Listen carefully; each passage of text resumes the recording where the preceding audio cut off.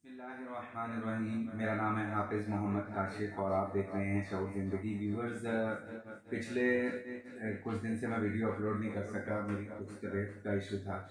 अल्हम्दुलिल्लाह अब आप लोगों की दुआ से मैं बहुत बेहतर हूँ और बिना किसी वक्त को जो है वो ज़ाया किए हुए हम वीडियो की तरफ आते हैं, अपने टॉपिक की तरफ आते हैं। उससे पहले आप सबसे गुजारिश है कि मेरे चैनल को सब्सक्राइब करें, वीडियो पसंद आए तो वीडियो को लाइक करें और कमेंट बॉक्स में अपनी राय का इजहार जरूर करें। आज हम गुसल के टॉपिक को डिस्कस करेंगे और कोशिश करेंगे कि हम आप सबको और मुझ समेत जो है वो हम इस टॉपिक को समझ सकें। तो गुसल के प्राइस के पहले तो बात करते हैं कि गुसल के प्राइस कितने हैं। तो ये बात आप जहन नशीन कर लें, जहन नशीन कर लें, मैं भी जहन नशीन करूँगा, क्योंकि हम सब सीख रहे हैं। ठीक है, सीखने में कोई छोटा बड़ा नहीं होता है। ठीक है, तो गुसल के प्राइस हैं 3। ठीक है, गुसल के कितने प्राइस हैं? 3। आज हम गुसल की बात कर रहे हैं, गुसल की बात किसी और दिन करेंगे। आज हम गुसल की बात करें तो गुसल के प्राइस जो है वो 3 है। खूब हलक तक पानी से मुंह भर कुल्ली करना। ठीक है, नाक में सांस के साथ पानी चढ़ाना, जहाँ तक नरम जगह है, जहाँ तक नरम जगह है वहाँ तक पानी जो है वो नाक में जाना चाहिए। और उसके बाद जो है वो तीसरे नंबर पर जो तीसरा फर्ज जो है वो तमाम बदन के ऊपर पानी का बहाना है। और अगर हम गुस्ल की सुन्नतों की बात करें तो सबसे पहले गुस्ल की सुन्नत में आती है गुस्ल की नीयत करना। ठीक है, और गुस्ल की नीयत करना। और दूसरे नंबर पे है, पहले नंबर पे जो बात आती है, टॉपिक दूसरा है, यानी दूसरी सुन्नत जो है वो ज़ाहिरी नापाकी जो जिस्म के ऊपर लगी हो उसको धोकर जो है वो जिस्म से दूर करना। तीसरे नंबर पर है वुज़ू करना। चौथे नंबर पर बदन को अच्छी तरीके से मलना ताकि कोई आप जो नापाकी है वो उतर जाए। पांचवें नंबर पे है सारे बदन पर 3 बार पानी बहाना। ठीक है, और इसके बाद हम देखते हैं कि मकरूहात गुस्ल कितनी है। पहले नंबर पे हमने देखी प्राइस गुस्ल के कितने हैं? 3 है प्राइस गुस्ल के। उसके बाद गुस्ल की सुन्नतें कितनी हैं? गुस्ल की सुन्नतें 5 हैं। गुस्ल की नियत करना, ज़ाहिरी नापाकी को दूर करना, इस्तिंजा करना और फिर वजू करना तीसरे नंबर पे। चौथे नंबर पे बदन को मलना और पांचवें नंबर पे सारे बदन पर 3 बार पानी बहाना। मकरूहात गुस्ल क्या है? गुस्ल के मकरूहात ये जिनकी वजह से गुस्ल मकरू हो जाता है कि बहुत ज़्यादा पानी का इस्तेमाल करना, बहुत ज़्यादा पानी गिराना। ठीक है, पानी वैसे भी ज़ाया नहीं करना चाहिए, अल्लाह की बहुत बड़ी नेमत है पानी का बहुत ज़्यादा गिराना। और दूसरे नंबर पे है कि इतना कम पानी इस्तेमाल करना कि गुस्ल भी अच्छी तरीके से ना हो सके। जब अच्छे तरीके से जिस्म का कोई भी अगर बाल आपका बाकी रह जाता है तो गुस्ल नहीं होगा, तो ये मकरूहात गुस्ल है। तो मकरूहात गुस्ल कितनी है? 2 है।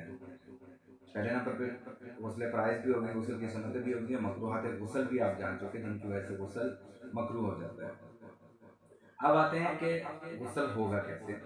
जब गुस्ल का इंसान इरादा करे तो पहले इस्तिंजा करे, और अगर किसी जगह पर ज़ाहिरी नापाकी, ज़ाहिरी मतलब कि जो नापाकी नज़र आ रही है, इंसान को फील हो रही है, उस नापाकी को वो अच्छी तरह से धो लें।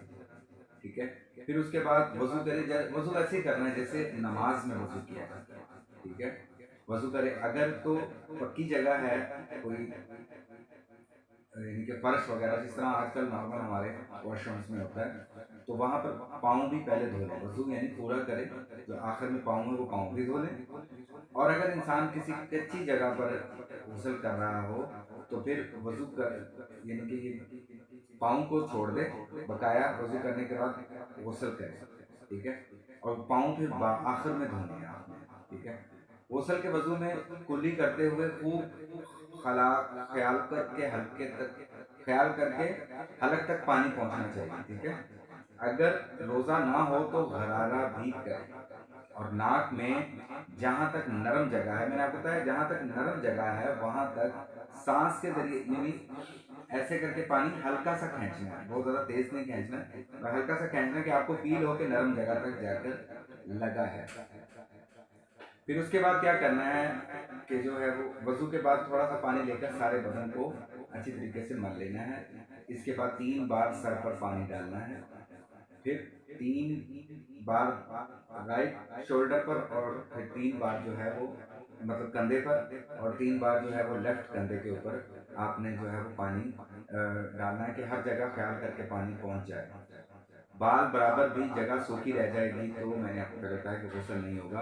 اگر غسل کے بعد معلوم ہو کہ فلاں جگہ تو خشک رہ گئی ہے، سوکھی رہ گئی ہے، تو خاص اسی جگہ کو دھو لینے سے پھر سے پورا غسل دہرانے کی ضرورت نہیں ہے، صرف اس مخصوص جگہ کو دھو لینا ہے آپ نے.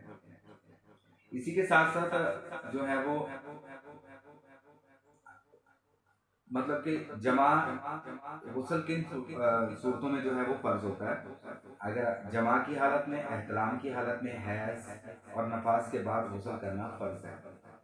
یہ صحیح بخاری میں ہے. غسل جنابت میں پانی سر کے بالوں کی جڑوں تک پہنچنا چاہیے، ان کی اچھی طریقے سے پانی جو ہے وہ آپ کے جسم میں، باڈی میں رچنا بچنا. استخاصہ کی مریضہ خاتون کو حسب عادات ایام حیض شمار کر کے غسل کرنا چاہیے. یہ بھی صحیح بخاری سے، میں آپ کو جتنی بھی ڈیٹیل دے رہا ہوں صحیح بخاری سے ہیں. غسل کرتے وقت پانی کے استعمال میں احتیاط کرنی چاہیے. وہ آپ کو پہلے بتا چکا ہوں کہ مکروہات غسل کیا ہیں.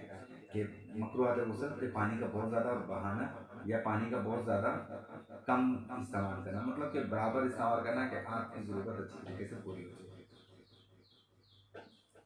غسل جنابت میں اگر عورت گندے ہوئے بالوں کو نہ کھولے، یعنی کہ جو اس نے بال بندھے ہوئے تھے، تو کوئی کچھ حرج نہیں ہے، کیونکہ غسل کا اصل مقصد پانی کا بالوں کے جڑوں تک پہنچنا ہے، کیونکہ بالوں کو کھولنے کی ضرورت نہیں. یہ بھی صحیح مسلم ہے. جس طرح نماز پڑھنے کے لیے صرف منہ ہاتھ دھونا کافی نہیں ہے، بلکہ وضو کا ایک مصنون طریقہ اختیار کرنا ہوتا ہے، تو وضو کے بغیر نماز قبول نہیں ہوتی ہے. ٹھیک ہے، اس لیے غسل کا بھی ایک مخصوص طریقہ ہے. اس طرح خاص موقع پر جب غسل کیا جاتا ہے تو اس کا بھی ایک مخصوص طریقہ ہے، جیسا اوپر بیان کیا ہے کہ یہ والدین کی ذمہ داری، یہ ہم لوگوں کی ذمہ داری ہے کہ ہم اپنے چھوٹے بہن بھائیوں کو، اپنے بچوں کو، اپنے شاگردوں کو اچھے سے جو ہے وہ غسل کا طریقہ سمجھائیں.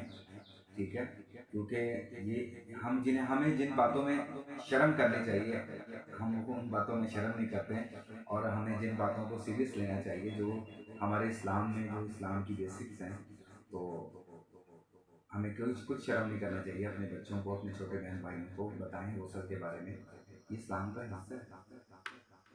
اسی کے ساتھ اپنے ہوسٹ محمد کاشف کو اجازت دیجیے، اور انشاءاللہ اگلی نیکسٹ ویڈیو میں ملیں گے آپ سے، اور اللہ پاک ہم سب کو حامل ناصر ہمیں سیکھنے کی توفیق عطا فرمائے.